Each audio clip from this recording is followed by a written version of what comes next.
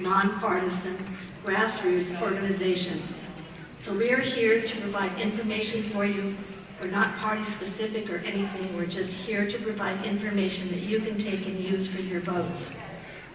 Now, if, silence your phones, please, if you haven't already. I always forget that. Everyone's been given a 3x5 card. If you want more, because you think of a question in the middle of this, raise your hand. And the runners, if you guys would raise your hands, they'll come by and give you a card. Okay. We ask for one question per card, written legibly on one side, and make sure that your question is applicable to each and every candidate. We don't take any questions for one candidate. So all the questions go to the reviewers. They make sense out of the different questions and hand them to Blake here. and he'll ask the questions of the people. They're going to get a minute to introduce themselves momentarily, and then they'll get about a minute to answer each question, unless Blake decides the very, very difficult question, he might give them 2 minutes. We have timers sitting down here that are timing. They'll be putting up the paddle for 30 seconds and stop. We ask you guys to stop when they say stop, unless you're in the middle of a very short sentence. Okay. So, after about an hour, hour and a quarter, we'll have the candidates give us a 2-minute closing statement. And there we go. So let's get started.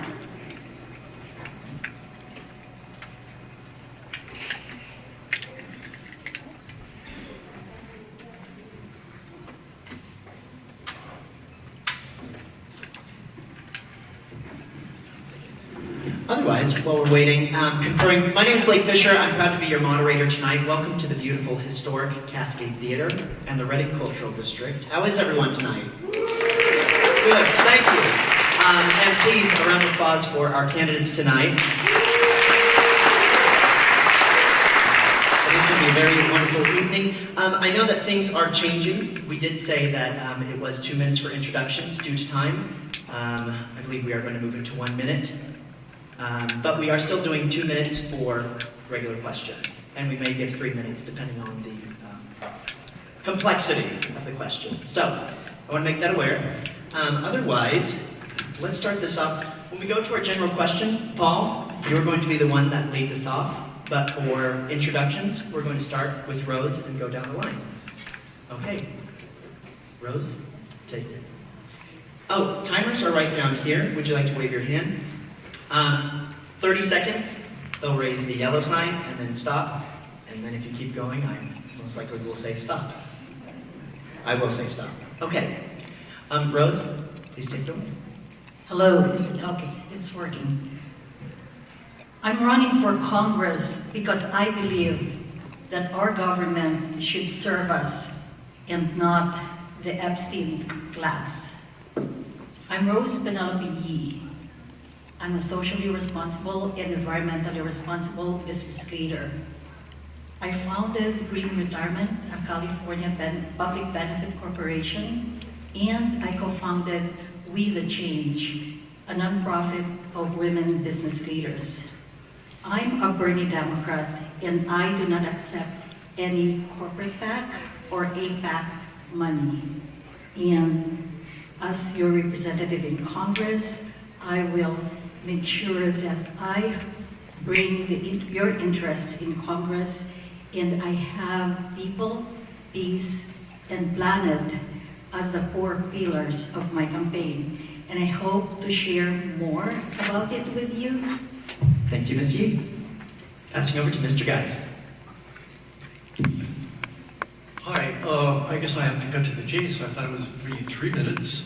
Artificial intelligence is going to dramatically change everything in the economy, okay?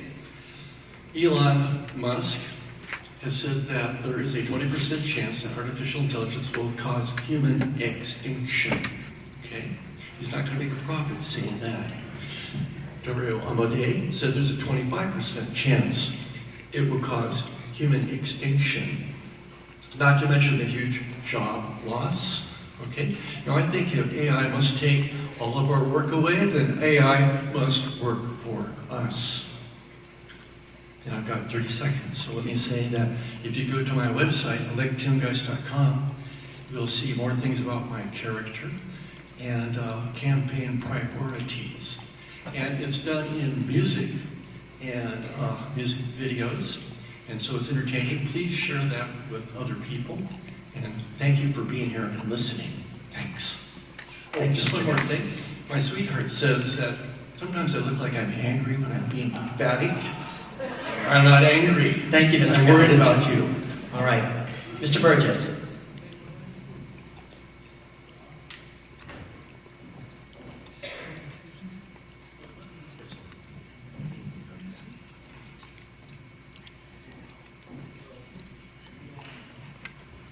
Hello, my name is Gregory Burgess. I'm very excited to be here.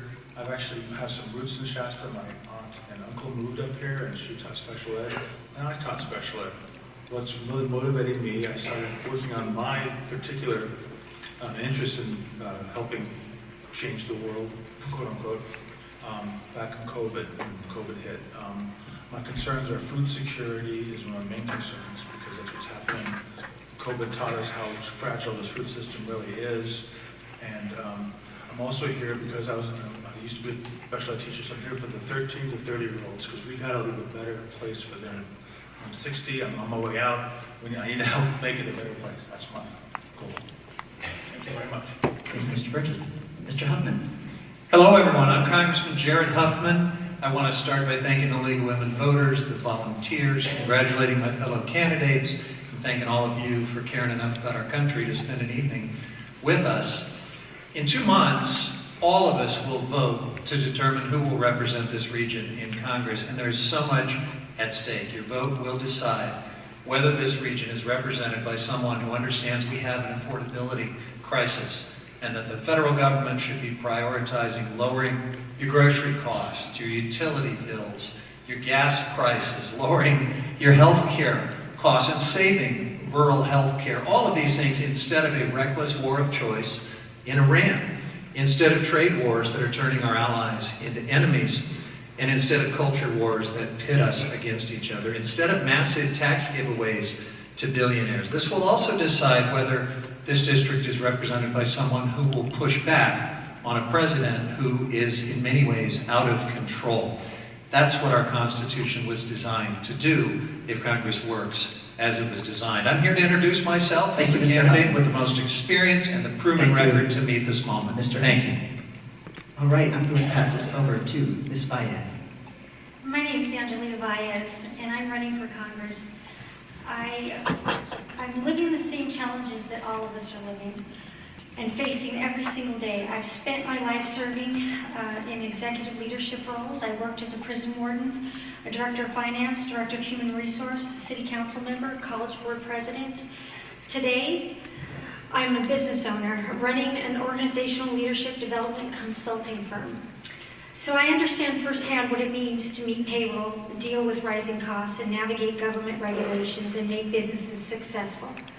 I hold a master's degree from Pepperdine University, where I studied internationally in France, Mexico, and China, a bachelor's in organizational leadership, and an associate's degree in criminal justice.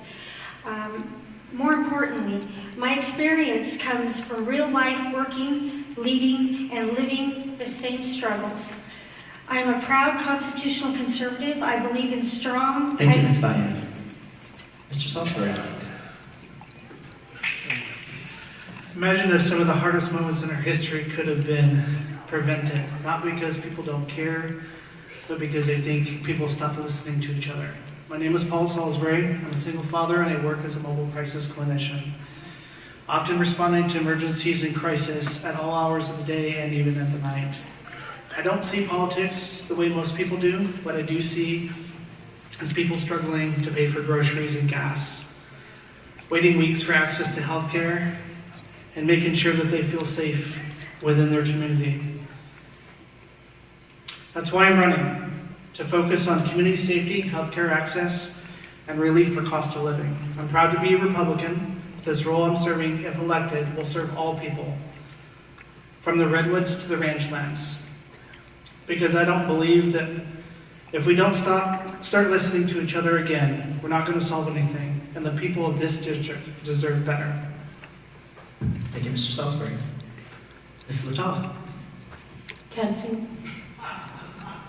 Thank you so much for coming tonight and showing up. I appreciate each one of you for being here. I am Robin Littau. I was born in the Midwest, South Dakota.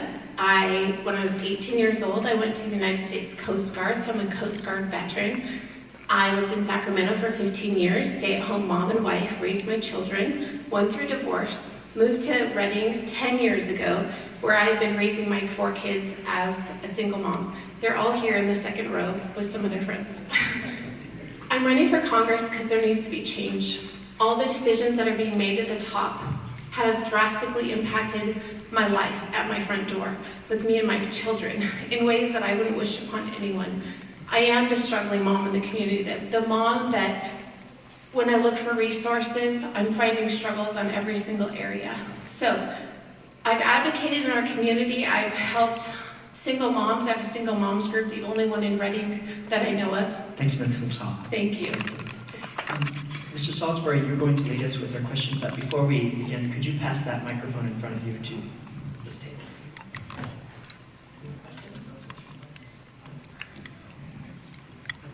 Everyone should have one microphone on their table. I think that one works just fine.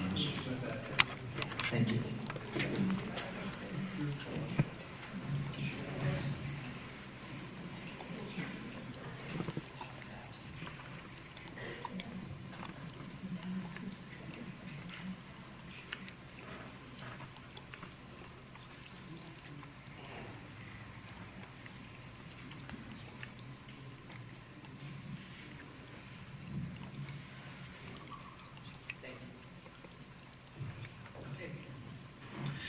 Starting with Mr. Saulsbury, and this is for all the candidates as we go down the line. So the question is, what are the 3 most important issues we face in District 2? And this is 2 minutes to answer.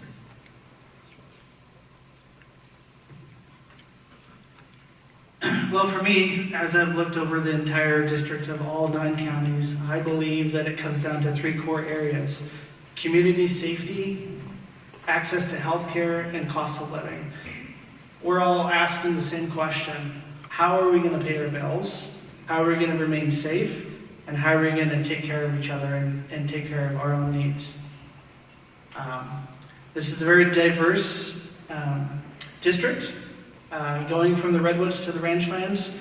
What's going to work in Marin is not going to work in Modoc. What's going to work in Siskiyou is not going to work in Sonoma. So I have to be flexible, but at the same time, have to have a listening ear to the needs of the people more than anything. Regardless of party affiliation or anything like that, I think the core things that I see in our district that we need more than anything, beyond these 3 things that I've talked about, is a person who gets up and goes to work and sees results. We need to get away from division and move more towards solutions. So whatever that looks like. So with community safety, that can break down into mental health, establishing crisis stabilization units. For access to health care, that can be bringing more federal dollars to the community to allow for organizations to continue to keep their doors open, keep hospitals running. And finally, safety. Looking at wildfire mitigation risk, making sure that we have access for our fisheries and our ranch lands and the water access, the Klamath Basin project, and making sure that we come up with win-win solutions instead of win-lose solutions. And so those are the 3 areas that Thank you, I Mr. see. Saulsbury. Ms. Littau, same question. What are the 3 most important issues we face in District 2? I'm number 3. I think my heart, just as a mother in the community, is I want to see families restored and protected. I want to see, so there's a lot of differences between the federal level and the state level. So this is a congressional seat over the federal level, and that's providing the structure of legislation and also how our money is spent, our hard-earned taxes. I personally am not fond of how our money is being spent in the government. And I would want to promote legislation that would bring back local control so that there's more freedom for us at the local level to install the values that we want in our communities. Also, I would want to address fraud. I have integrity, and I want leaders that represent us in Congress that have integrity, that are going to be transparent and honest, and will be in that position to serve the community, not serve myself. This is a job that requires great sacrifice, and I'm willing to do it because I think the everyday citizen has to get into those positions to advocate for the everyday citizen. The people that are making the decisions are very far removed from how their choices are impacting us. And so I think there's no better idea or solution than to put one of us in DC and one of us at the table where the choices are being made. So I'm just committed to go and advocate for us. And I've been the recipient of culture on every level. I have Midwestern values, and I've also lived in the city for 25 years since I've been in California. So I have a really diverse background in history, and I can relate to pretty much anyone I know. Thank you, Ms. Littau. Ms. Yee, same question. What are the 3 most important issues we face in District 2? So let's begin with the lack of access to healthcare, as well as the unaffordability of healthcare. We know that the Trump administration has cut the budgets for Medicare and Medicaid, and the new budget that he's proposing is going to cut it even more and put $1.5 trillion into war. So we need to call that out, and you need a representative who is willing to stand up and call it for what it is.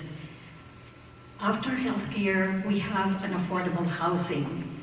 District 2, and now the reconfigured District 2, has heavy cost burden in terms of rent and mortgage payments. So housing is unaffordable even in rural areas in Shasta, in Humboldt. I've talked to the voters there in Humboldt, and they are complaining about the cost of housing. So it's not just Marin, the high rent districts of Marin, that is unaffordable. And in terms of housing, it's also a cost of living problem that we have, because the price of milk, the price of a dozen eggs is burdensome. And at the cashier stand, you're not being asked if you're a Democrat or a Republican. You pay the same price. The third common problem that we have is, of course, climate risk. Here we have the threat of wildfire, we have the threat of droughts, and we are not allocating enough money for climate projects that would protect us from those climate disturbances, as well as invest in renewable energy that would lower our utility bills. Thank you. Mr. Geist, same question. What are the 3 most important issues we face in District 2? You'll hear me say a lot of things against really where we're going with artificial intelligence. One of the good things, which I'm all for, is universal health care will actually be affordable. Okay, so it's something we can look forward to if we have the right people in Congress that will allow it.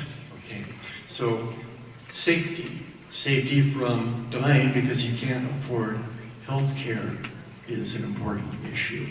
And so we might actually have that within our grasp within a few years. That's a good thing.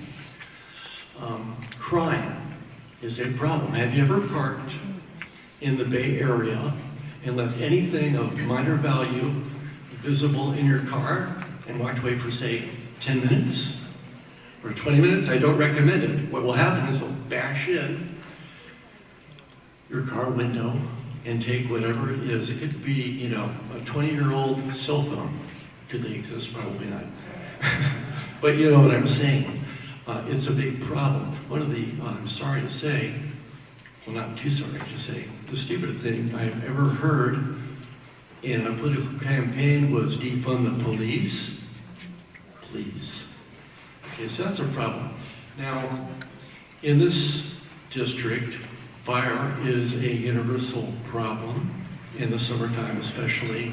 Okay, we need wider roads, for example, in some of these more remote areas. That would save lives. Okay, and water. We need more water. Farmers need water. And so we need to, go ahead with the big water reservoirs, and that will lower the cost of food, for example. Thank you. Thank you, Mr. Geist. Mr. Burgess, same question. What are the three most important issues we face in District 2? So the number one issue we're all facing now is, I guess food security is the broader one, but agriculture, our fisheries are collapsing. We've got the lowest number of cattle head in the country since 1951. Climate change is impacting our grazing, impacting our agriculture, impacting our forests. So, like I say, when I my introduction on food security is one of my biggest issues. Second one, affordability, but that for me is employment, especially for the youth. I mean, we're losing jobs all the time, and they can't even afford, how can they afford, if they can't get a job, how can they afford a place to live? We've also got issues with zoning and building permits and that kind of thing from the state, and affordable housing. Third, again, as everyone has said here, is the wildfires being caused by climate change, and we need to address the insurance that's leaving our state, and that affects our values of our homes, which it's like a cascading effect. It becomes more expensive, we're taking a higher risk, and we really just have a federal government right now that really doesn't, like, FEMA's not great anymore. It doesn't really help. So those are the three things for me would be food, affordability and employment, and there's just also, along with the wildfires, we have flooding issues too. I mean, with the reduced amount of topsoil, that caused a lot of runoff. If we could build up our topsoil, that would actually make a big sponge. It would help healthy plant growth, so agriculture, back to food security. So that's another issue, it's just the disasters we're facing from climate change. And we need to work with the environmentalists and work with the agriculturalists to figure out a sustainable way to move forward with our environment. Thank you, Mr. Burgess.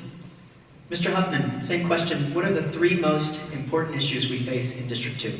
Thank you. My top three priorities start with affordability. We have an affordability crisis. People are hurting, people are struggling, and it runs the range from the food costs and grocery costs to your utility bills. Obviously, gas prices are spiking, but it's not just what happens at the pump. UPS just put an 8% surcharge on everything they are shipping. We're all feeling the impacts of this wrong-headed war of choice in Iran.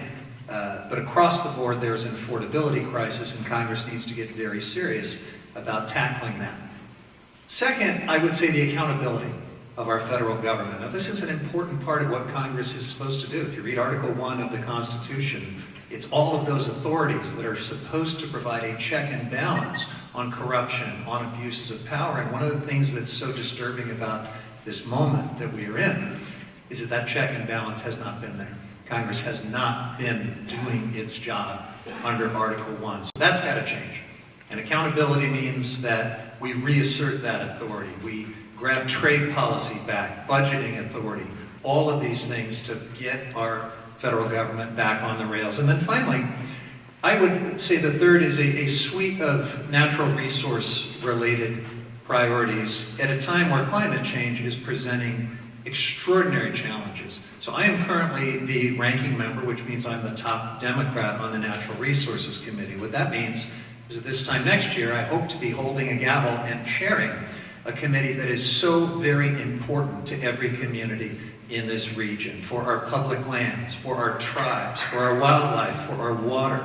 Those values are incredibly central to me. I've been working on them for many years, and I will have an opportunity to lead for this district if I'm your representative this time next year. Thank you, Mr. Huffman. Ms. Valles, same question. What are the 3 most important issues we face in District 2? Cost of living, wildfire prevention, and access to health care and mental health care. I believe in protecting our water, and I also believe in infrastructure of water. I have a very extensive background working in a wastewater facility for numerous years, so I understand the importance of the infrastructure and protecting that in case there's an earthquake or a drought that we need to make sure that we handle, but not at the expense of ratepayers in Northern California.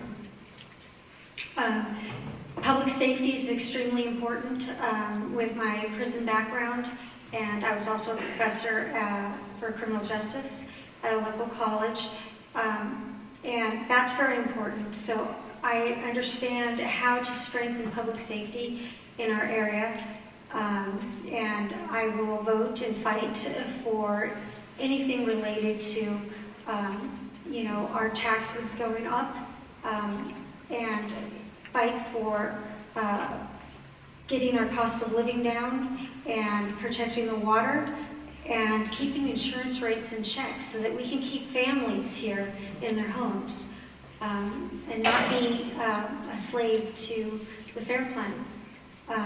And holding the utility companies accountable for what they have done to the victims, and don't give them any loopholes, make these victims whole, and we should never ever lose lives over fire. Thank you, Ms. Valles. Before I grab the next question, I'd like to get organized myself. Mr. Saulsbury, I knew that you were number 1. Which candidate has number 2? Thank you, Mr. Huffman. 3 is Littau. 4? Thank you, Mr. Geist. 5?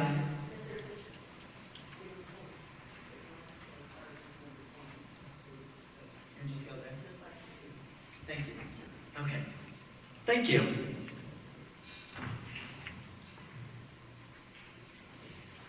So then we're going to pass it over to Ms. Littau for the next question. Ms. Littau, what type of immigration reform would you support? Excellent question. We definitely need immigration reform. It's outdated, it's not working, it's causing chaos in our entire nation. The process to become an American citizen needs to be streamlined and made much more proficient. I think it's as simple and complex as going back to the drawing board and finding something that's going to work for today, not so many years ago. And I think we need to uphold due process. We need to abide by our Constitution, and criminal immigrants, I am completely in support of them being removed swiftly and quickly. I don't want our sons and our daughters and our citizens being harmed and hurt by people that don't hold our American values, that don't abide by our laws and our rules that we have in this land, and don't have any respect for America. I don't mind if they're deported immediately, but there's many immigrants who are wonderful, hardworking, beautiful humans that have immigrated here for safety and to build a life. We're only a few generations away from all of our grandparents doing the same thing. All of my great-great-grandparents were immigrants from Russia, from Germany, and I'm honored to be an American. I'm honored to be part of the melting pot. I don't want to close the doors, but we definitely need to have security in our borders. We need to protect our home. I'm not going to let a thief just come in my house and do whatever they want, but I will let people come into my home that are safe and are going to honor and respect my home. Same thing as our nation. So I would definitely pursue immigration reform. You got to go into the legislation and fix it. That's where the root of all these problems is in the policy and the law. And I'm willing to get in there from day one and work very hard to address all these things. Thank you, Ms. Littau. Ms. Yee, same question. What type of immigration reform would you support? So the first thing that we should do is to abolish ICE. ICE is a runaway paramilitary state-sanctioned police force that is kidnapping our neighbors, scaring our kids, and everyone saw that 5-year-old that was kidnapped by ICE, right? How can you kidnap a 5-year-old? So that is the first step. Not only is ICE kidnapping our neighbors, but it's also a drain on our budget. So that's a lot of money that is going towards something that shouldn't be there. Second is that operationally, we can install more judges and have a humane system of immigration where there is a pathway for people, for refugees, and for others who want to come into this country like I did and become productive citizens. Third, we have to look at what is causing this problem in the first place. We have to look at our foreign policy that promotes endless wars, that destroys foreign countries and makes life there so hard for the people that they do the trek in order to come here and become refugees and seek a better life. So we need to look at the holistic picture of why we have this problem of immigration. Thank you. Thank you, Ms. Lee. Mr. Geist, same question. What type of immigration reform would you support? I think it's really important for all law enforcement to not be anonymous because they have such a great power. They have all the force of law to protect them. I am against anonymity because people are more likely to do bad things. We have bad people in all groups, including ICE. Now, with AI taking away many jobs, okay, I anticipate a big change in attitude about immigration. Okay, we are all immigrants, of course. We all come from immigrants to some degree or other. But the point is, for example, Goldman Sachs published a chart, which I have on my website, that says right now 25% of all American jobs can be taken over and done better by artificial intelligence. We have that technology right now, and many more jobs will be lost, especially people that went to university and so on. Some of these jobs will be first to go. Okay, so we will need to control our borders better because there will be plenty of people already here without work. Okay, we must identify everybody who comes across our border to know that they are good people. I think that's important. So what needs to change is accountability in law enforcement. And also we need to do a better job about knowing who's here. And for people that have been here for a while, my heart goes out to them, and I want them to be here if they're not committing crimes or paying taxes, you know, because we all come from that blood, in my opinion. Thank you. Thank you, Mr. Geist. Mr. Burgess, what type of immigration reform would you support? Basically support, well, first of all, I want to say Sorry to interrupt, Mr. Burgess, we paused time. Could you bring the microphone closer to you? Sorry. Thank you. I worked for 2 years at the border as a quarantine public health officer. I know the intense, I don't know about vetting process, but just the process that when a person is applying to come into our country, how much we help them and how much they have to go through to become a citizen that comes into here. And to have people staying here illegally really kind of is a slap in the face to these people who went through proper channels. It take a long time, had to be medically cleared, all that. I always had to check out their medical paperwork coming through. And I work with the Customs and Border Protection officers. But they were very cordial. They weren't this sort of brutal thing that's happening right now. I'm aghast at what's happening with the ICE. I don't know. I think we need more training, more sympathy training. The police officers I worked with when I was working at group home, mostly disturbed children, were amazing.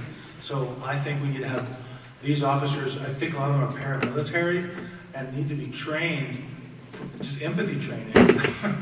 You know, it's like I'm also coming from an education background. We need to change the behavior and teach them. We do need enforcement because people that are coming here illegally, and that's not appropriate for the ones that do come here legally and work very hard to come here. And so yeah, I think the reform needs to be intense officer training, and just the point that what their duty is to hold that borderline, but not in this aggressive, punitive manner. And that's, I don't, the people, maybe they are here legally, but no judge has given this officer an authority to detain them or whatever. It's just... Thank you, Mr. Burgess. Mr. Huffman. Thank you. We need an immigration policy that values both order and compassion. And I think today, in the age of these masked agents operating in a lawless way, rounding folks up, disappearing them to foreign prisons in some cases, beating up peaceful protesters, in some cases killing a few of them, in my view, in cold blood, we've lost our way.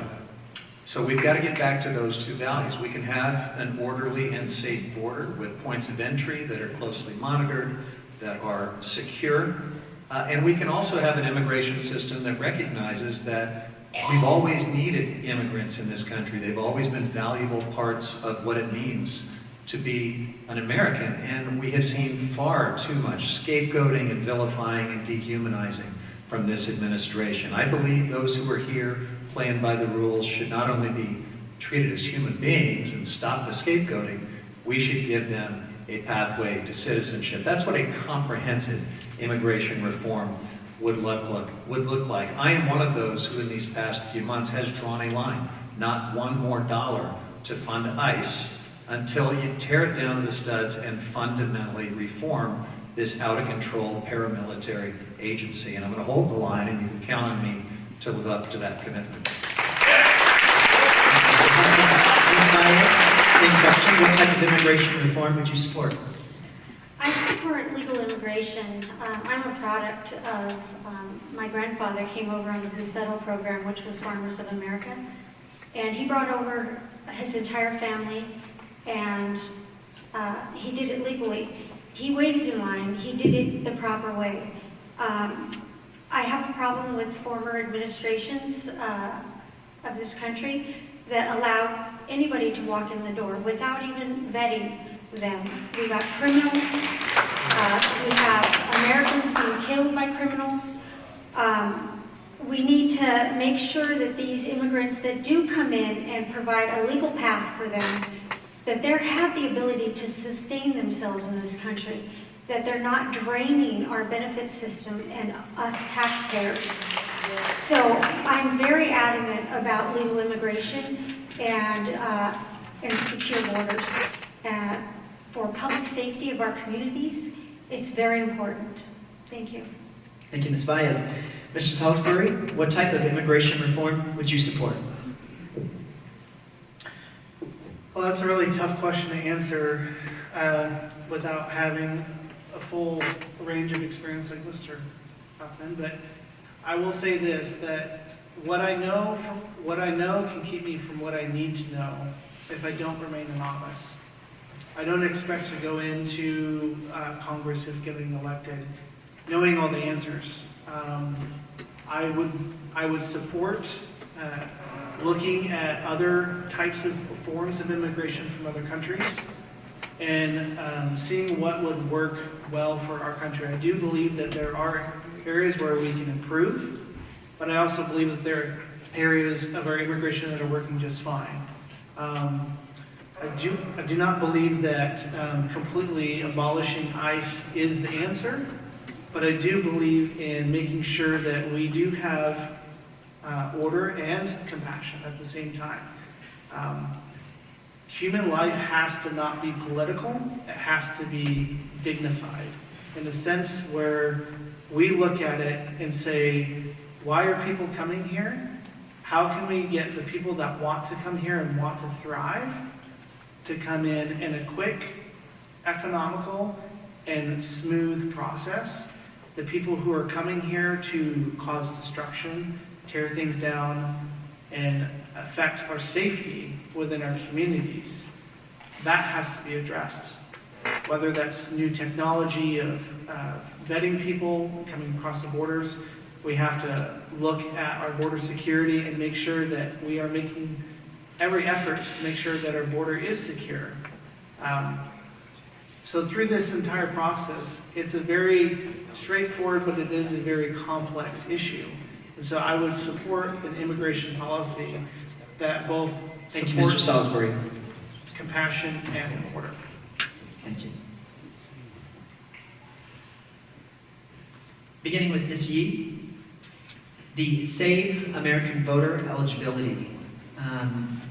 Do you think that the SAVE Act, passed by the House and stalled in the Senate, puts in place appropriate changes to voting? So very simple answer, no. I do not support the SAVE Act.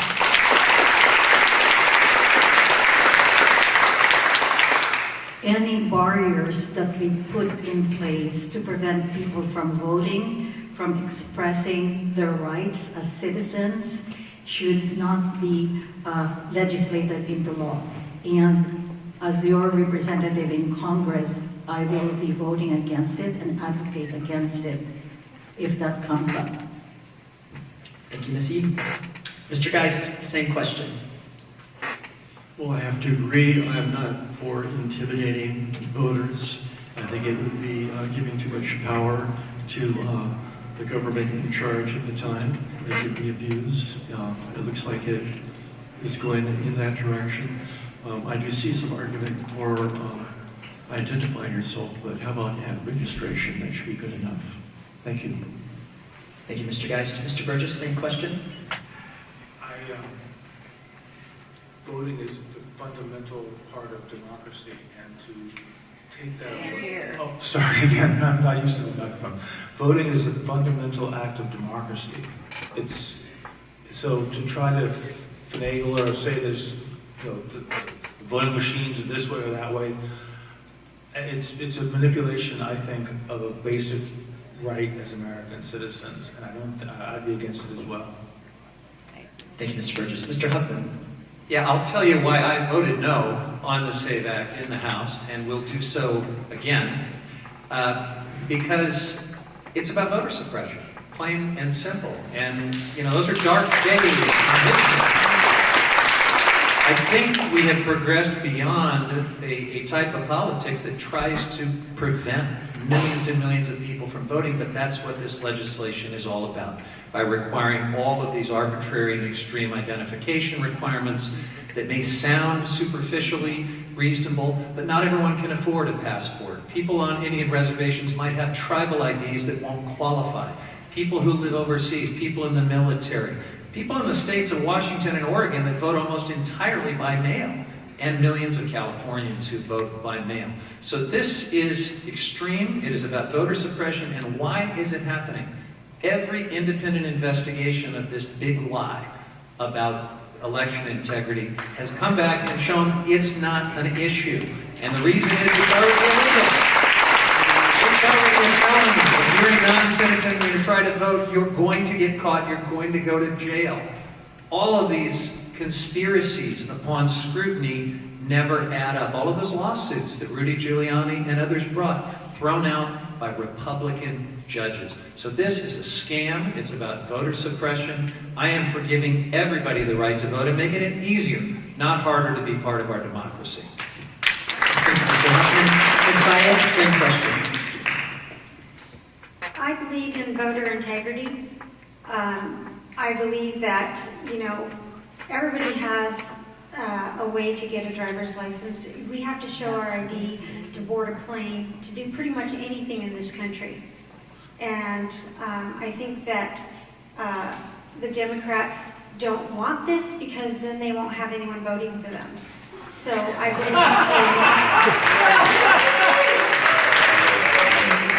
believe in voter integrity, and I support the SAVE Act. Thank you, Ms. Valles. Mr. Saulsbury, same question. Well, so far from what I've understood of the SAVE Act, I would be in support of it for this reason, and that we have to have identification for voting. I don't get to go to Switzerland and vote without forms of proof of citizenship. And so I believe, although there is a lot of push and pull regarding whether or not this is going to pull away the opportunity for people to vote who may not have an ID, just like the way that we've instituted real ID and measures for traveling around the country with passports and other forms of identification. I believe it's necessary, it's foundational. We have to be able to know who's voting in our elections. We have to know that we have a fair and straightforward election. Without that process, I believe that our democracy and our Constitution is at risk of being modified in a way where we don't even begin to realize how impactful it could be if we don't support this act. And I would be open to looking at it and making sure that it is as fair as possible and give every single voter who is legally allowed to vote the ability to access voting measures. We are in 2026. There are lots of technology out there that can allow people to get to the point to where they can be vetted correctly to make sure that they are voting properly. Thank you, Mr. Saulsbury. Ms. Littau, same question. Thank you. Truth always can be proven with evidence, and lies and deception cannot. If there is election integrity happening in our nation, then there should be no problem with accountability factors being put in place. If you're an American citizen and you're going to vote in America, you should have no problem proving your citizenship.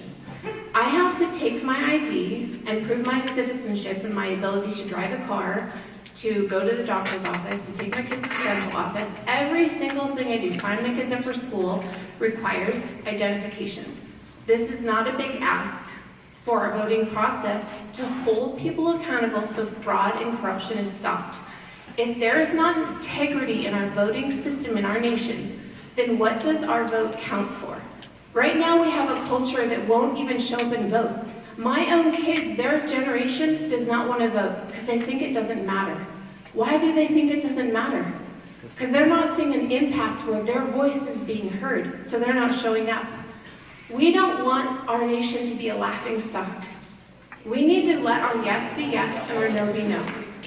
Our voting system needs to have integrity. And right now, I question the integrity of everything going on. So put an integrous leader in there who can balance her books. I'm on the school board. I read the packets. It's hard to make a decision right now without the SAVE Act in front of me. So I can read every line and let you know what I think and my perspective on it. But I do know there needs to be an accommodation for the elderly. I have friends in the room right now that are elderly, and I would make any accommodation for them. But that doesn't mean we don't have integrity and accountability in our vital election integrity process. Thank you, Ms. Littau.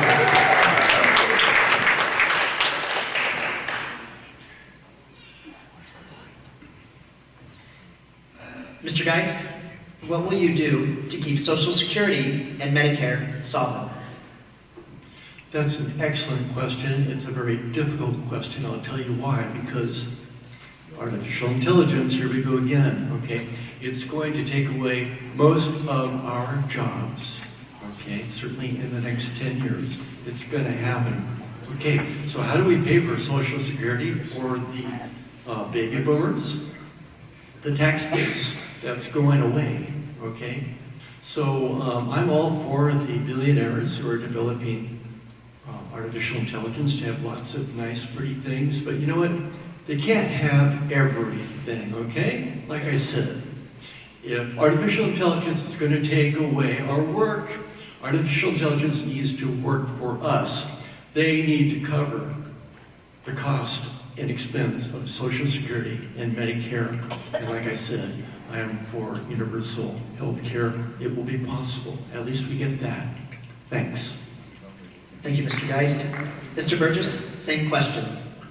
I think we should start with the closing the tax loophole of the buy, borrow, die for the ultimate wealthy who do not pay the same income tax as everybody else because they acquire a bunch of wealth, borrow on it. I consider that once that the bank assesses their value and gives them the loan on that, that's realized value. So we should just close that loophole, at least get that tax, that amount of money coming from those taxes. I just sprung a blank here.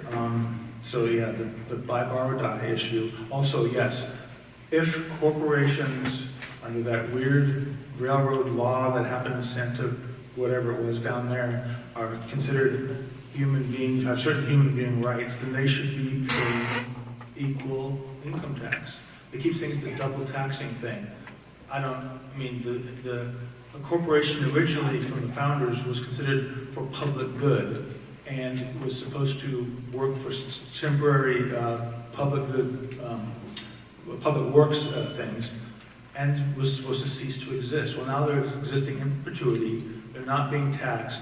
They used to be taxed really high under Eisenhower, and now suddenly they're taxed much less than you or I are. So I think they're really just designed to accumulate and distribute money is what the corporation is designed for.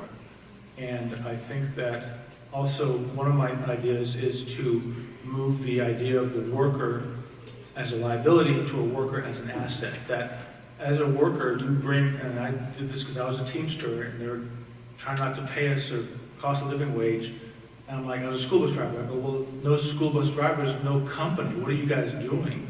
I bring an asset to this company through my training. Thank you, Mr. Burgess. Mr. Huffman? All right, we're getting all the microphones down. This end, we'll fix that. That's exciting. Social Security and Medicare. Let's see if I can do justice to this in 1 or 2 minutes. Let's start by recognizing that this is not welfare. These are earned benefits. Every one of you pays into these incredible programs during your working life. It's a little bit like an insurance product where you pay the premium and then they pay you when you need the benefit. Now, they're a little bit different. With Social Security, we can stabilize the Social Security Trust Fund with a few basic reforms, and I'm a co-sponsor of legislation that would do that. One of the most important parts is to raise what we call the wage cap. There's a very arbitrary cap on those who pay Social Security taxes. So Elon Musk pays all of his Social Security taxes on January 1st, and then he's done for the rest of the year, because I think it's somewhere around $120,000, and anything above that, and you don't pay anymore. That needs to go away. That needs to, at a minimum, be adjusted. That simple change goes a long way towards stabilizing the Social Security Trust Fund for decades to come. And I will always oppose privatizing Social Security. Now, Medicare. The Medicare Trust Fund is in bigger trouble than Social Security. Part of that is because this big, ugly bill so massively impacted the deficit that it triggered what we call a sequester. And so something like $800 billion is about to be cut out of Medicare. It's going to further stress a Medicare trust fund that's already in trouble. How do we fix that? Well, obviously, I want to repeal that massive tax giveaway to billionaires and corporations who did not need it. That's one way to do it. But beyond that, the Medicare risk pool is expensive, right? And what we can do to improve that is we can lower the age for Medicare. Now, I'm for Medicare for all. I want everyone in this country to have Medicare. And I supported Medicare for all since the dawn of time, like back to my years in the state assembly, every single year in Congress. But on the way to Medicare for all, we can start by lowering the age to 55. We'll reset the mics. Ms. Valles? Could you repeat the question? Yes, ma'am. What will you do to keep Social Security and Medicare solvent? Get all the illegal immigrants off of the system. Thank you, Ms. Valles. Mr. Saulsbury, same question. Well, again, this is another very difficult and complex question. It can't be answered in 2 minutes or less, in my opinion. But I'm going to do my best to articulate my views from my standpoint. It goes to one of my 3 core pillars, cost of living. okay? What I see personally firsthand is people who are on Social Security are not getting enough money to actually really live the way they are, the way they need to be. Covering the cost of rent, covering the cost of groceries. I'm currently paying out of my own pocket for my own mother to reside in a facility, assisted facility, because her Social Security doesn't cover it all. I think after the age of 65, potentially, if this works out, if you've paid for your house in full, you're not taxed on it anymore. I talked to one resident up in Siskiyou County who said that he's paid for his house over twice as much because he paid cash for it over 30 years ago. And in taxes, he's paid for over and over again. So there has to be benefits to Social Security. I think there's enough room to move things around within the federal budget. Perhaps slicing the defense spending. I think we're at 1.5% right now of the federal budget. I think there's room for where we can slice that, but I haven't fully looked at it. But at the same time, I think there's room to keep Social Security solvent as well as Medicare in a place where we have to hold corporations accountable, but at the same time foster entrepreneurship. We can't kill one and cause the other one to thrive. We have to come to a win-win situation.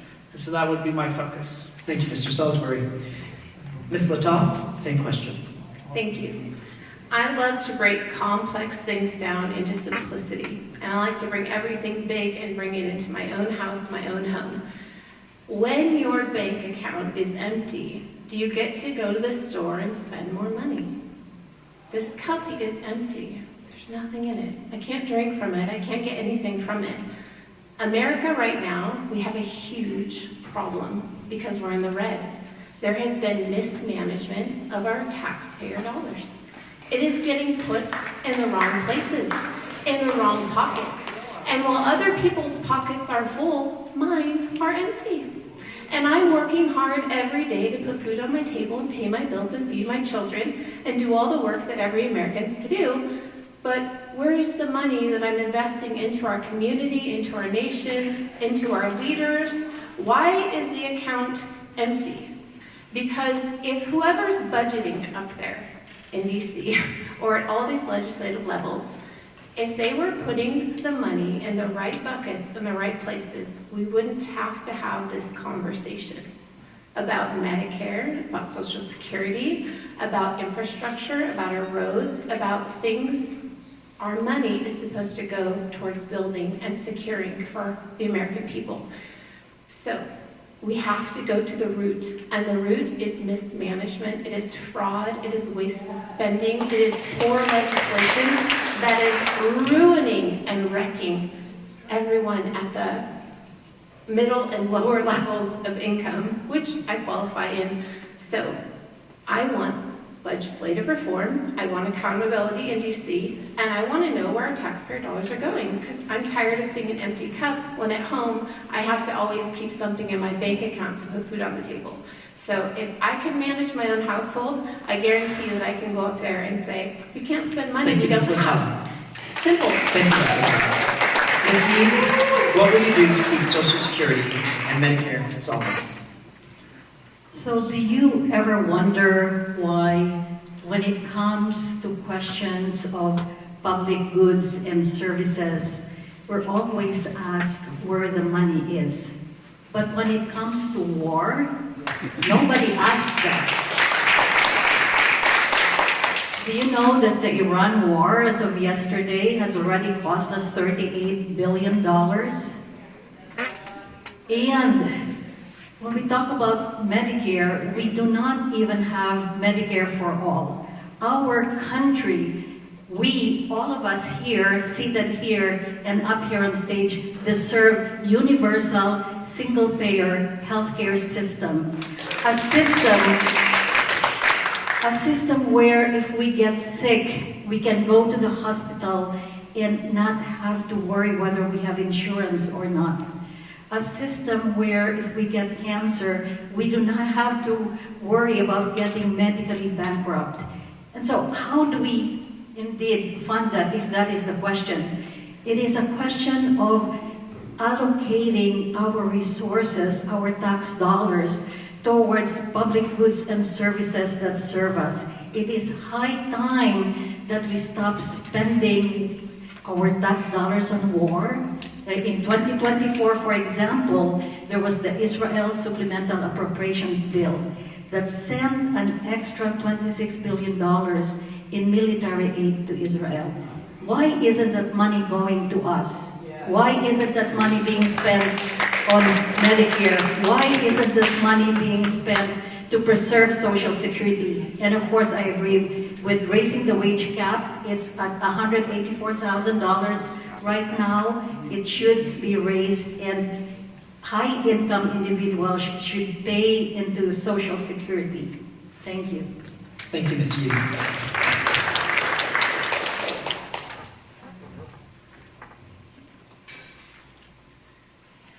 Mr. Burgess, what is your position on birthright citizenship? And have the microphone a little bit closer. Oh, again. I think that if you take away birthright citizenship, we all lose our citizenship. I mean, I was born here. I know this is all about the whole anchor baby issue, but no, it's about where you're born. The second thing is, if you don't uphold the Constitution, what is holding us together as a nation? So one thing is, you may be born here, that's a step in the right direction, then you should uphold the Constitution. I think that if someone's born here, they're born here. What else are you going to do? If we take that away, you take it away from all of us then, because we're all born here and we're citizens. And if you take it away, we're no longer citizens. I think it's a fundamental, it's where you start. Anyway, that's my opinion. Thank you, Mr. Burgess. Mr. Huffman. Thank you. I'm with the 14th Amendment of the United States Constitution, which clearly says if you're born in this country, you are a U.S. citizen. I'm with over 150 years of legal precedent that have upheld that basic value. I'm with, in this case, the Supreme Court of the United States, which held an oral argument on that this week, and apparently is not being bullied by a president who, for the first time in our history, showed up at an argument to try to intimidate the Supreme Court. They appear ready to do the right thing. And I'm with Bruce Springsteen, born in the USA. Ms. Valles, same question. What is your position on birthright citizenship? I think that if we allow a pathway for illegal immigration to come and have a baby, I think it incentivizes people to come here illegally just to have a baby and be on the system and burden us as American citizens. I'm always going to be for American citizens 100%. We as a country need to protect our own and not incentivizing illegal immigration. Thank you, Ms. Valles. Mr. Saulsbury, same question. Well, my mother immigrated here from England, and I was born here in the United States. So I would essentially side with the sense of birthright citizenship. It goes back to immigration reform. It goes back to community safety. It goes back to cost of living. All of it, in my opinion, becomes interconnected. We have to not necessarily look at these issues just as single issues, but then we also have to expand and extrapolate upon that in a way where we're making sure that the decisions that we're making are correct. So, yes, do people come in here illegally to have a baby? Probably so. There's an incentive to come to this country. It's the freedom, it's the desire, it's the American dream, as they say. And so we have to look at it in a way where what is the benefit of the good for the masses of the people? And I believe that birthright citizenship does benefit us. There are a lot of people here are born into this country that have benefited this country in many, many ways. I do believe that there are areas where people who are born here that have caused some destruction. And so I don't know what that looks like fully, but from my standpoint, in this sense, I would support birthright citizenship. Thank you, Mr. Saulsbury. Ms. Littau, what is your position on birthright citizenship? Honestly, I don't know a lot about this topic because I am a working mom. I own my own business. I'm taking on another business of Joyful Living magazine in the community and running for Congress and raising my family. So I don't have a lot of time to sit around and watch the news. However, in this congressional position, this is my commitment to you. When legislation is put before me, I'm going to look at both sides of the situation. I'm going to look at the entire whole and make a decision based on as much comprehensive information as I have in front of me. In these hypothetical questions, I don't have legislation sitting in front of me to read through what's written here and what's written on this side, compare and contrast, and come to that decision. My personal opinion, I have no problem with birthright citizenship. However, what are my voters wanting most? What are my constituents wanting most? I'm going to be listening and looking to your feedback and what you want to say to me, how you want me to represent you in this position. It's not about what Robin wants, it's about who I represent. And I'm here to represent you, I'm not here to represent you. Thank you, Ms. Littau. Ms. Yee, same question. So very simply, we need to abide by what is in the Constitution. So I am all for birthright citizenship. We need to respect the laws of the land, and it is indeed in our Constitution. Thank you. Thank you, Ms. Yee. Mr. Geist, what is your position on birthright citizenship? Yeah, it's an easy question for me, these constitutional questions, because I don't know if you know this, but we've all taken the oath here. Everybody sitting here at the table has taken the oath to preserve, protect, and defend our Constitution. So it makes it really easy for me to follow constitutional law. Of course, Supreme Court does have the final say, but so it's easy for me to say I'm for birthright citizenship. Thank you. Thank you, Mr. Geist.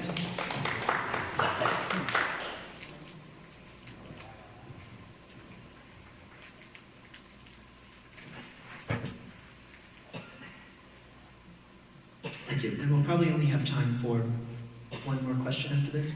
Wonderful. Thank you. Let's give it up for our candidates so far.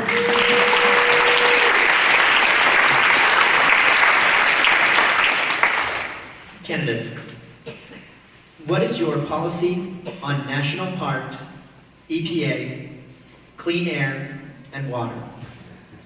Will you uphold California's environmental laws in the federal court attempts to overthrow them? And this question is going to start out with Mr. Burgess. Mr. Huffman. So thank you for that question. As the ranking member of the Natural Resources Committee, you can imagine that I'm on the front line of a lot of battles over every single one of these things. So look, clean air, clean water, biodiversity, our wildlife, all of the bedrock environmental laws that have brought us so far in the past 4 decades, since the dark days of the early 1970s when rivers caught on fire and we couldn't put them out, when they declared the Great Lakes dead, that fish would never live there anymore, when we were losing our iconic national symbol, the bald eagle, because of DDT. All of that environmental progress has brought us so far. Every one of those bedrock protections is on the line right now, and I'm leading the fight to defend those environmental protections. Lastly, I'll just say with our national parks, and all of our public lands really, but especially with national parks, there's a very sinister attack underway right now. Our national parks tell the story of America. In many cases, battlefields, historic monuments, they are telling the American story, and there's an effort right now to scrub the story, to whitewash the history of slavery, of Native American genocide, and so many other things. Let's let the experts of the National Park Service tell the story of America and keep politicians out Ms. Valles, same question. Can you repeat it? Yes, ma'am. What is your policy on national parks, EPA, clean air, and water. Will you uphold California's environmental laws in the federal court attempts to overthrow them? Regarding national parks, I do think it's important that we preserve those parks. EPA, in the very beginning, I don't like regulations that are going to hurt businesses. However, when I studied in China, I had to wear a mask just to be able to breathe and take cortisone shots to finish my semester there. And the air was so filthy that when I would come back, I would take a shower and soot. I would look down and there was soot in the shower. And I thought, wow, what is this doing to us? So when it comes to EPA, I think there needs to be a middle ground so that it's not debilitating for businesses to function, but it's also important that we keep our health in check. As far as clean air, water, I support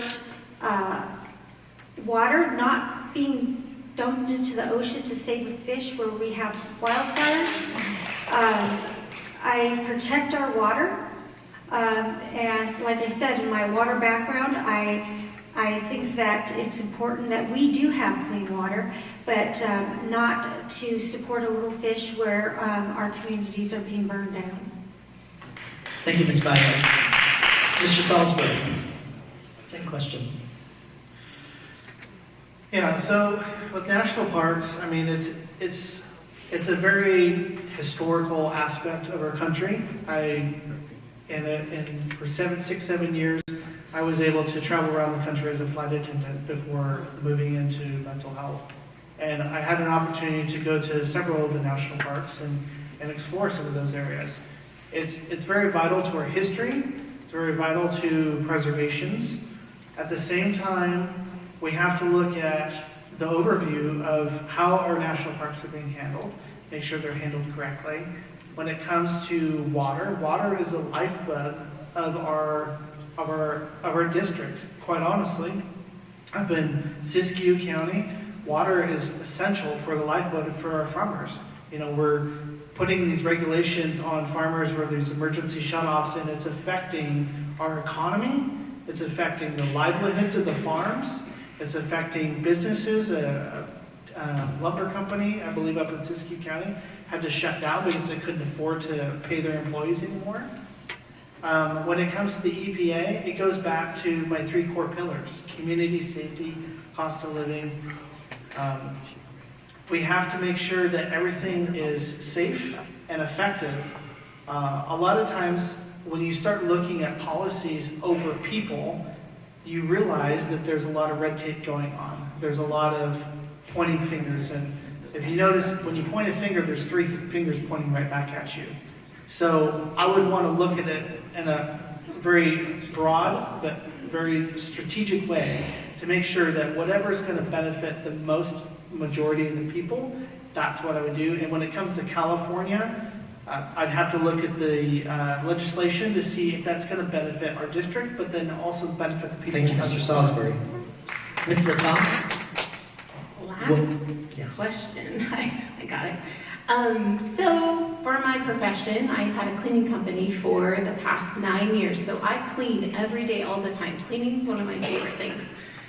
Taking that on a national perspective, I've been a Christian for 25 years, and Proverbs 14:1, please don't hit it, is one of my favorite verses. A wise woman builds her house, but a fool tears it down with their own hands. I've taught my kids from a young age, we're either building up or we're destroying and tearing down. What kind of family, what kind of house do we want to have? What kind of nation do we want to have? Including the national parks, including the EPA.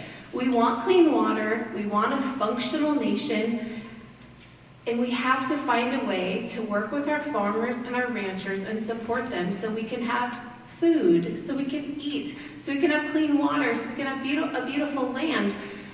That also starts at the local level. When we're walking around Redding, California, there's a lot of trash.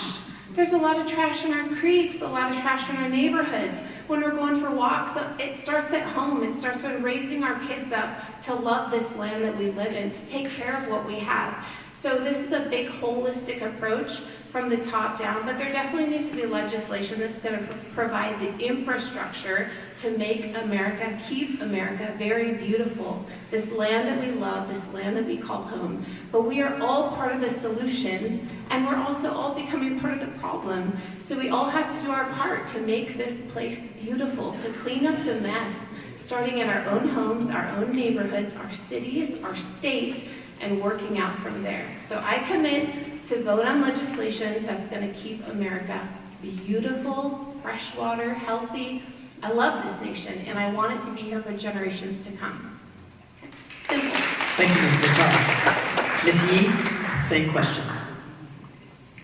So my campaign is focused on 3 pillars: people, peace, and planet, because all of those 3 are intersectional and influence each other. So we talk about the planet. We want to have a livable planet, one where all climate action is geared towards renewables, towards projects that would prevent wildfire and climate disasters. And California has the most stringent regulations, I believe, in standards in terms of our nation. And we should hold California as those standards that the rest of the nation should strive for. So, yes, we protect the EPA, protect those standards, make sure that our national parks are budgeted for in terms of what they need, and that we have clean water and everything that we as citizens of this great country need in order to enjoy our lives. So we need to look at our skewed priorities again, because every time we have these issues, we have problems, we need to look not just at the problem itself, but what is causing it. And a lot of these things, the problems that we have, the issues that we have, are skewed because of the priorities of Congress, where we spend on wars instead of our public goods and services. So as your legislator, as your representative in Congress, I will make sure that I oppose this $1.5 trillion that is being budgeted for war, and instead reallocate it so that we have what we need in order to thrive and live well. Thank you, Ms. Lee. Mr. Geist, same question. This is a topic that makes my heart want to sing, but I will spare you. But it brings to mind how beautiful or spacious skies were amber waves of grain. We have a duty to pass it on to future generations, and I feel that in my heart. So I would like to expand national parks. EPA, we should not sacrifice, Environmental Protection Agency, we should not sacrifice our children, environment to make a few bucks. Money comes, money goes, okay? But there are some poisons that can remain in the ground for generations, okay? We need the EPA to be well funded and staffed, okay? Clean air. I remember when I was a child, I went to Los Angeles from Santa Barbara, and I could not breathe. Could not breathe, okay? Like I said, we need the EPA, okay? Like I said, money comes, money goes. We need some regulations, please, about this sort of thing. Water. Like I said at the beginning, we need water for farmers to grow food. They grow more food. Food is less expensive. It's good for us, okay? Thank you. Thank you, Mr. Geist. Mr. Burgess, same question. I grew up, my mother's a big environmentalist. We were recycling water during the droughts. She would recycle her wash water to water her plants. And also, California, basically through our rigorous adherence to environmentalism helps really set the standards that the EPA uses. Air quality, water quality, that sort of thing came from our state to the federal level. Right now, we're facing a federal government that does not want to have any data so they can do whatever they want. We need to support the NEPA, we need to support the environmental impact statements. We need the data to see what we're doing and what can be done and what should not be done. So yes, I would support our California regulations, but if they're based on assessments and data. We can't just shut off the water to the farms because we need to eat. We can't just shut off the timber industry because we need to build shelters. If we have to import the timber, we're increasing the emissions because we have to import them. It has to actually shipped here and driven on trucks and all that stuff. So we have to figure out, it's a stewardship issue versus extraction. We can't have extractors just clear-cutting everything and things dies. But we do have to, listen to the tribal ecological knowledge. The tribes that have been here for centuries, how to manage their land, give them a voice as well, an active voting voice, not just a consultation. Because, Roosevelt said, a nation that destroys its land destroys itself. We need to take care of that, And the forests are our lungs. They produce our oxygen to breathe. So, yes, I would support California's. Thank you, Mr. Burgess.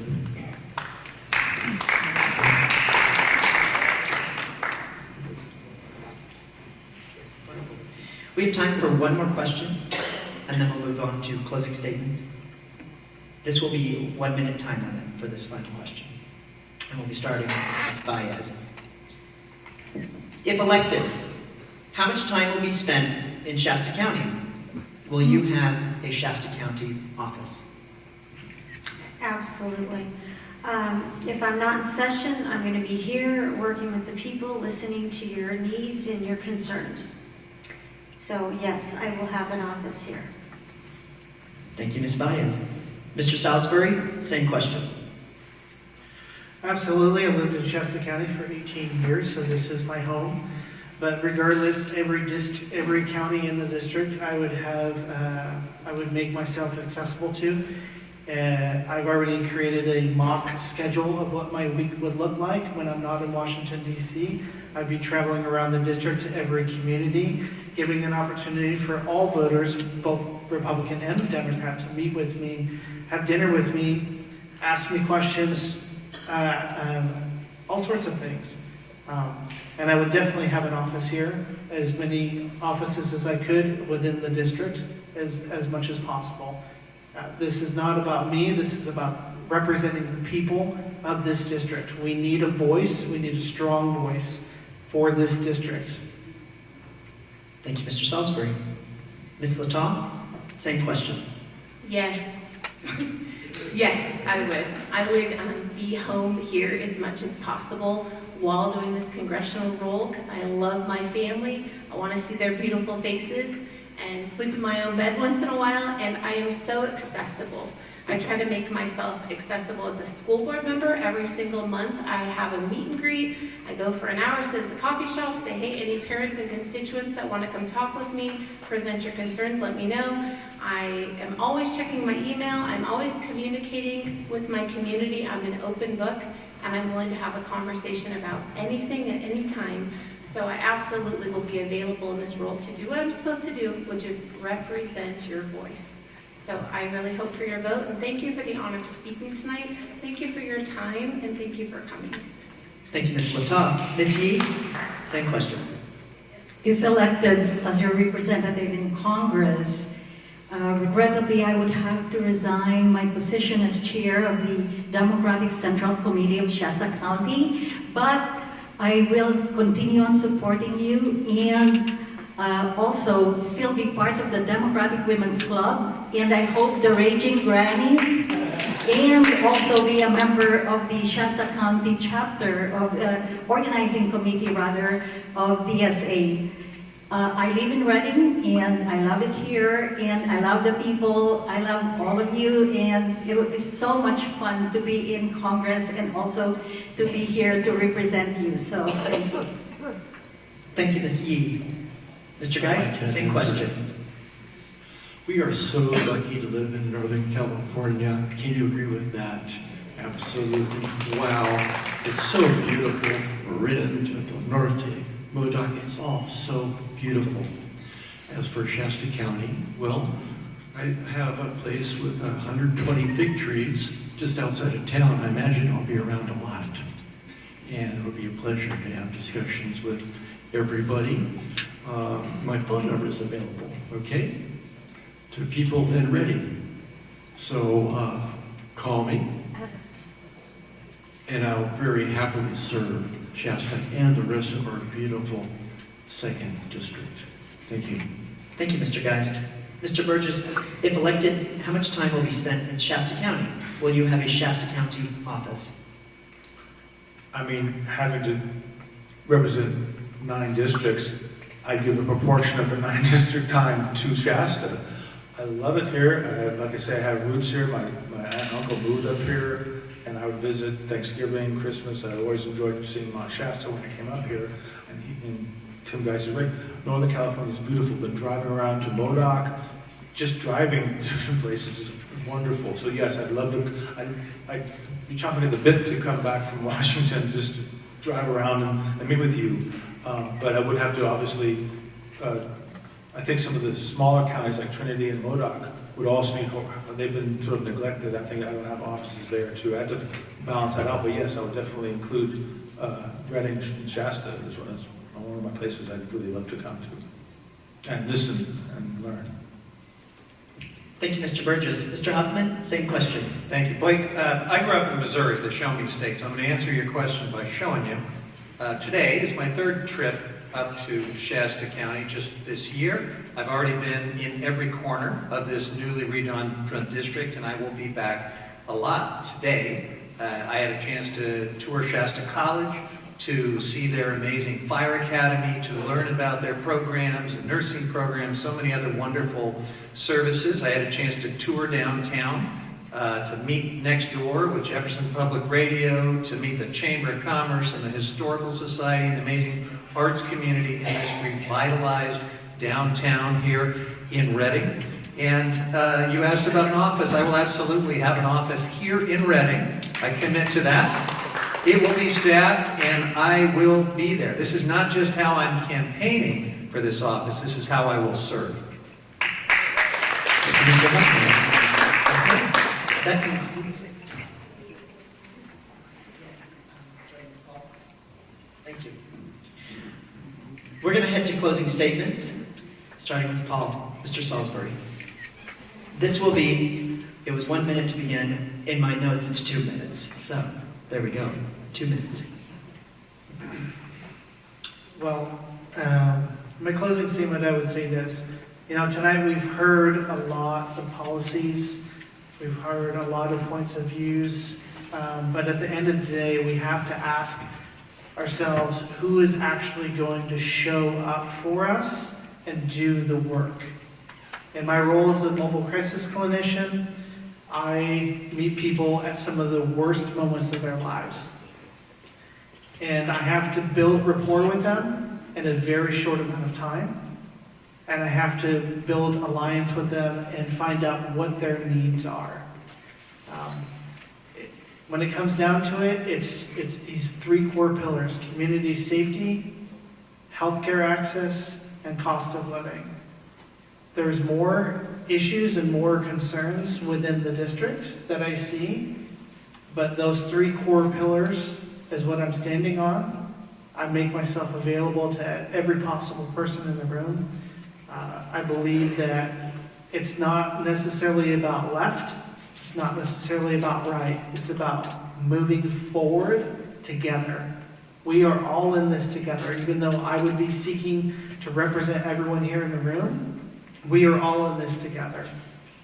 So I would make myself transparent, I would make myself available to communicate through social media and meet and greets in a way where you are informed more than normal, to the point to where the desire to want to get involved in politics, the want to get involved in seeking change for this country would become inspirational again. I'd like to see every single seat filled 2 years from now here. So thank you for your opportunity for speaking tonight. Go to my website, paulsaulsbury.com. Thank you, Mr. Saulsbury. Ms. Littau, your closing statement. 2 minutes. I'm not a career politician. I'm a veteran. I've served our country. I'm a single mom. I've successfully raised my 4 children. They're right here in the front row. I'm a small business owner in our community that I built it from the ground up. I took on a second business recently as well, and I'd be honored to fulfill this role in Congress to represent the everyday American citizen in our community. I live with integrity. I'm a Christian. I love God with all my heart. I know how to live a life of service. I would lay down my life, give the coat off my back, give the food off of my table to help someone in my community just because it's the right thing to do. We need a change of leadership, because when something's not working, we don't get on the hamster wheel and keep doing it over and over and over again when the system's broken. There has to be a change. I live out the change that I want to be in the world. When I see something broken, I fix it. When I see someone broken, I stop and I help them out. I will create and uphold and vote for legislation that is going to be good and right and helpful for American citizens. And I'm going to work hard. Single moms are the hardest working women I know. And I want to take that energy and I want to put it into my nation and continue to serve the rest of my life. I don't see a better purpose than to wake up every day to make my home, my family, the future of my children better. And I want to start with this. So please give me the opportunity to serve you. I will not let you down. I will be relentless, and I will build this nation, our nation, to be beautiful and to maintain the constitutional legacy that we've been given. Thank you, Ms. Littau. Thank you. Ms. Yee. Who passed the mic? Thank you. Ms. Yee, your closing statement. Well, thank you to the League of Women Voters, and thank you to everyone here for having us. I just really want to bring us back to what really matters. And it is that, is this government that we have, is it working for you?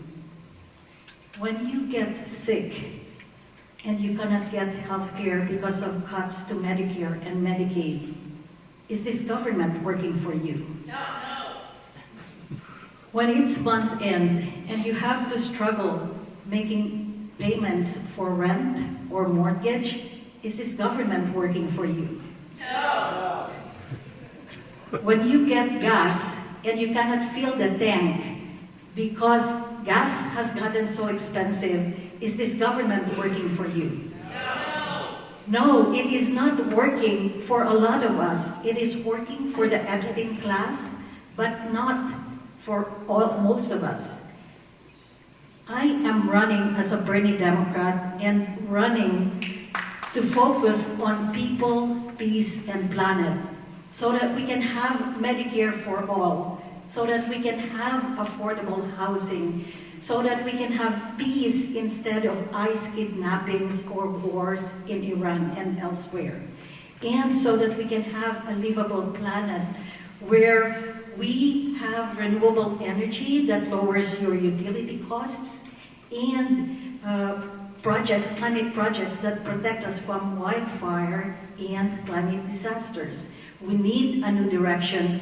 We need to have a representative who will stand and fight for people, peace, and planet, who will fight for each and every one of you. And that is what I will bring as your representative in Congress. I hope to get your votes. Thank you. Thank you. Mr. Valles, your closing statement.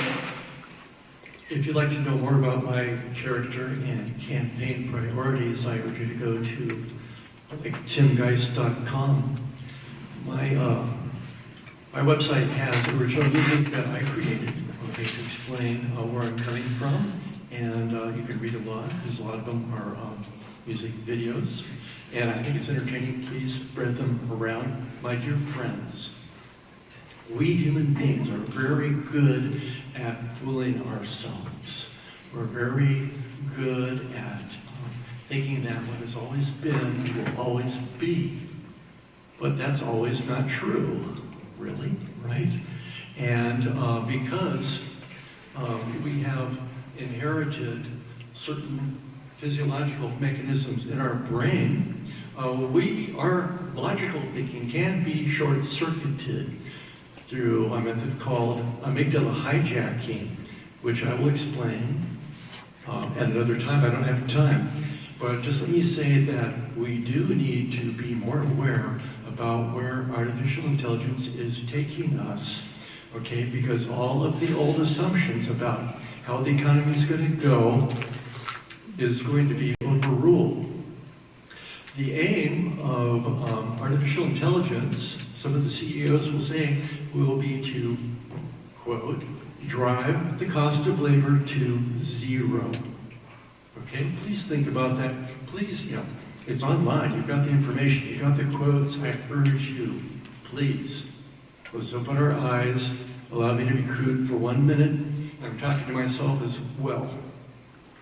That we need to pull our collective heads out of our collective bottoms and wipe the crap out of our eyes and take a hard look in the mirror.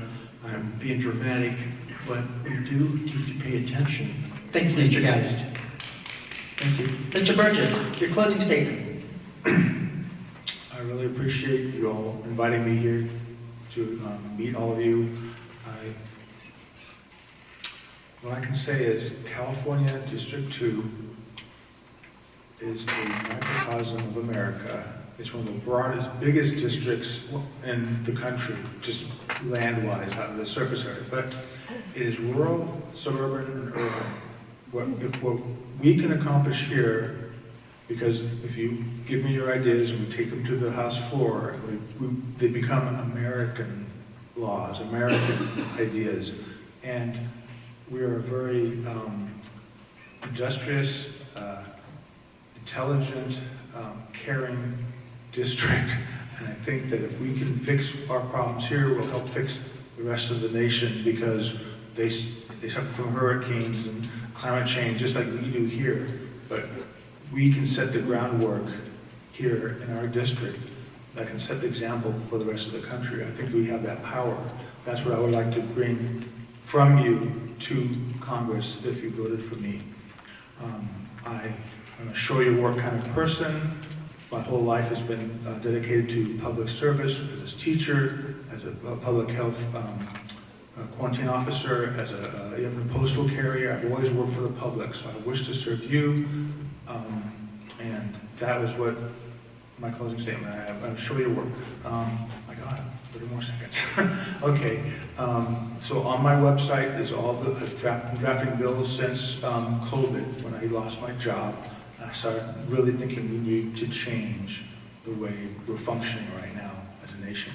I'm a no-party preferred, so I feel if I went to Congress, I could work across both aisles, because I'm not picking any on, I don't pick fights, I pick solutions. That's my motto I bring to the floor for you folks. Thank you, Mr. Burgess. Mr. Huffman. Thank you, Blake. Thank you to the League of Women Voters, and thanks to my fellow candidates and all of you. This has been a great conversation, and I think this is what democracy should look like. I know there's a narrative out there that this country is terribly divided, that we just fight with each other. This has really been a lovely civic exercise in democracy, and it's been a pleasure to be with you.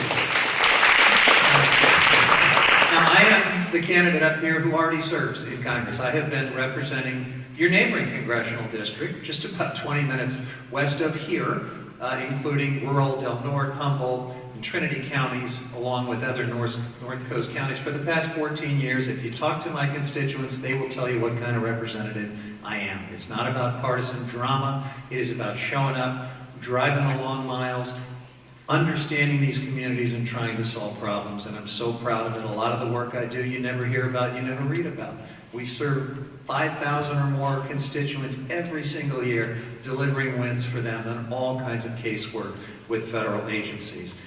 I'm asking for your vote to continue that work on behalf of these 3 new counties that have been drawn into the district. And if you entrust me as your representative, I promise I'm going to focus like a laser beam on affordability and accountability. We've talked a little bit about what that means. Let me just say on accountability, it's got to be about the future, and I'm worried right now that we are losing our future.